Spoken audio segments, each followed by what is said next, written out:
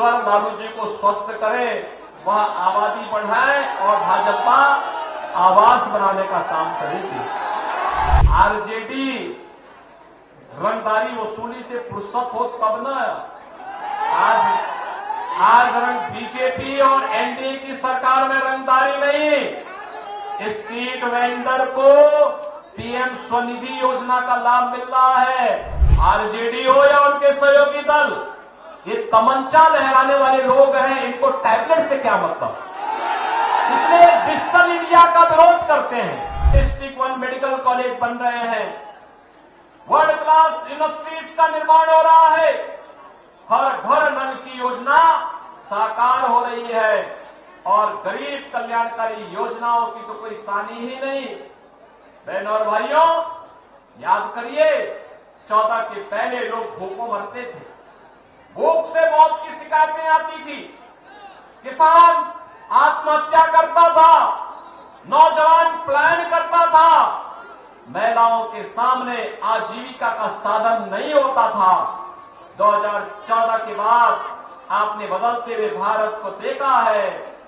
आज आप देख रहे होंगे पिछले 4 साल से देश के अंदर 80 करोड़ लोगों को फ्री में राशन की सुविधा का लाभ प्राप्त हो रहा है। 60 करोड़ लोगों को 5 लाख रुपए की आयुष्मान भारत की स्वास्थ्य बीमा का कवर मिला है। 50 करोड़ गरीबों के लिए जनधन अकाउंट खोल करके दिल्ली से आने वाला पैसा उनके अकाउंट में आएगा, इस बात की गारंटी दे दी गई।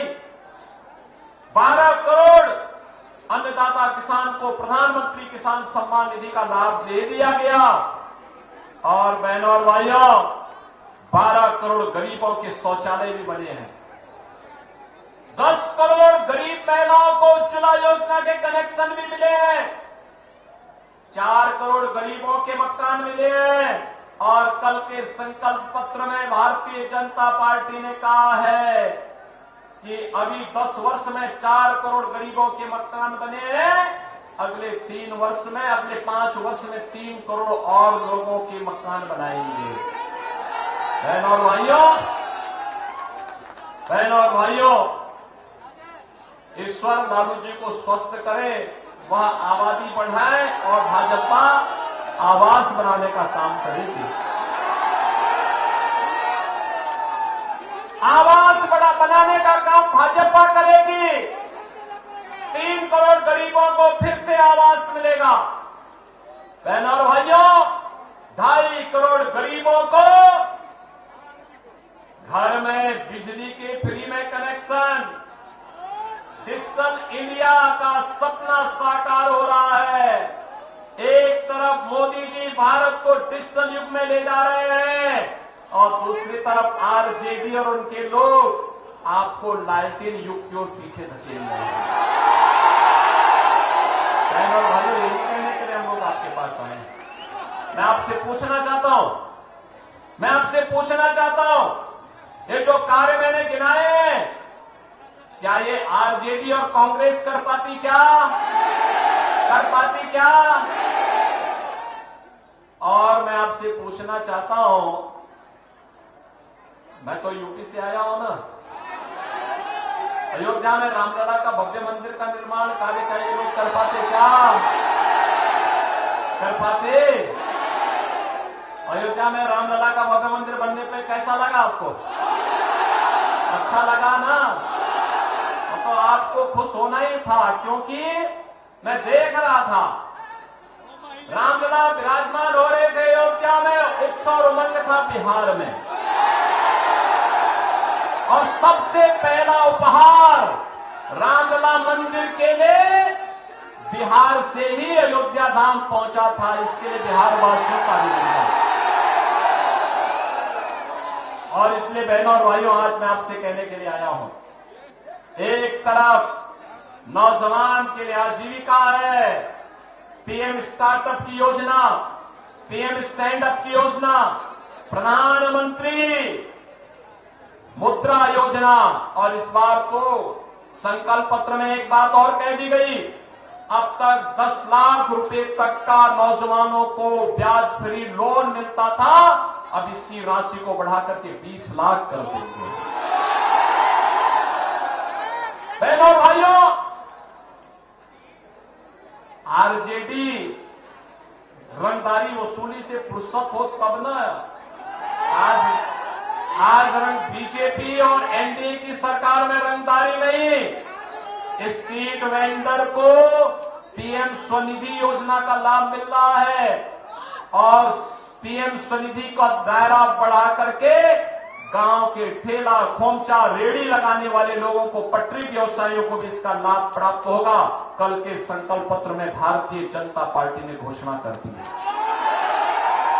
बहनों भाइयों, आरजेडी हो या उनके सहयोगी दल, ये तमंचा लहराने वाले लोग हैं, इनको टैबलेट से क्या मतलब, इसलिए डिजिटल इंडिया का विरोध करते हैं।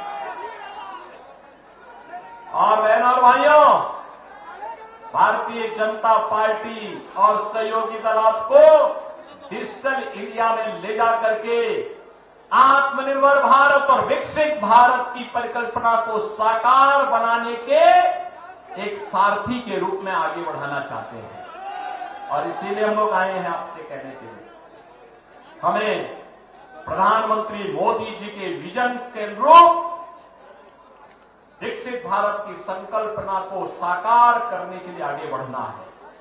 बहनों और भाइयों, इसे साकार करने के लिए जहां भी भारतीय जनता पार्टी की सरकारें हैं, प्राण से काम कर रही हैं। आपने देखा होगा उत्तर प्रदेश में 7 वर्ष में दंगा नहीं हुआ, वहां कोई दंगा नहीं, कोई कर्फ्यू नहीं। विवेक जी तो विधानसभा चुनाव में, जब मैं विधानसभा का चुनाव लड़ा था 2022 में, ये कई महीनों तक, लगभग 6 महीने 1 साल तक इन्होंने उत्तर प्रदेश में कैंप किया था और वहां पे भारतीय जनता पार्टी के कार्यकर्ताओं का सहयोग करते हुए उनका मार्गदर्शन कर रहे थे। बहनों और भाइयों, तिनका भी नहीं हिलता। हमने क्यों अयोध्या में रामलला कोई विराजमान नहीं किया है, वहां की माफिया और अपराधियों को राम नाम सत्य है की यात्रा में भेजने का काम किया। आप देखते होंगे ना, कुछ जेल चले गए, कुछ जहन्नुम चले गए और कुछ लोगों की यात्रा स्वतः ही आगे बढ़ गई है। तो भारतीय जनता पार्टी केवल ये काम कर सकती है और इसीलिए हम लोग आए हैं। विवेक ठाकुर जी नवादा से भारतीय जनता पार्टी और सहयोगी दल ने प्रत्याशी बनाए हैं। बहनों और भाइयों, देश के सबसे प्रतिष्ठित चिकित्सक, भारत के पूर्व स्वास्थ्य मंत्री, जिन्होंने अटल जी के साथ मिलकर के देश के अंदर एम्स की श्रृंखला को बढ़ाने का एक खाका खींचा था, ऐसे डॉक्टर सीपी ठाकुर जी के सुपुत्र हैं श्री विवेक ठाकुर। एक पढ़े लिखे, सुसभ्य, सुसंस्कृत युवा है, जुझारू है, कार्य करने का एक माला रखते हैं, आपके लिए जूझने के लिए जज्बा रखते हैं और इसके लिए एनडीए ने उन्हें अपना प्रत्याशी बना करके आपके बीच भेजा है। बहनों और भाइयों, चुनाव के दौरान ये उम्मीद करना कि प्रत्याशी घर घर जाए, गांव गांव जाए, ये मुझे लगता है कुछ ज्यादती हो जाएगी। चुनाव के बाद तो 5 साल आपके पास समय है, पूरे देश के अंदर एक ही आवाज है और वह है फिर एक बार। देखो, मैं कल ही उत्तराखंड था, उसके 2 दिन पहले मैं महाराष्ट्र में था, उसके 1 दिन पहले मैं जम्मू कश्मीर में था, उसके 3 दिन पहले मैं राजस्थान में था। और बहनों और भाइयों, सब और यही आवाज है, फिर एक बार मोदी सरकार, अब की बार 400 पार। क्या है इस बार? उधर सड़क वाले भी बोल दें थोड़ा, भैया आपकी आवाज कम से कम, अरे यूपी तक और अयोध्या तक तो पहुंचा दीजिए, अयोध्या का चुनाव बाद में होना है और बिहार की आवाज तो अयोध्या जरूरी पहुंचनी चाहिए। ये सीतामढ़ी की आवाज है, और अयोध्या तक जरूर पहुंचनी चाहिए।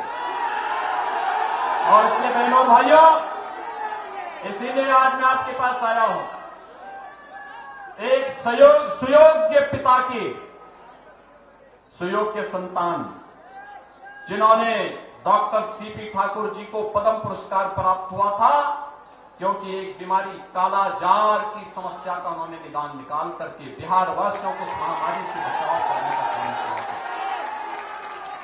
बहनों भाइयों, उनकी योग्यता और क्षमता पर किसी को संदेह नहीं हो सकता।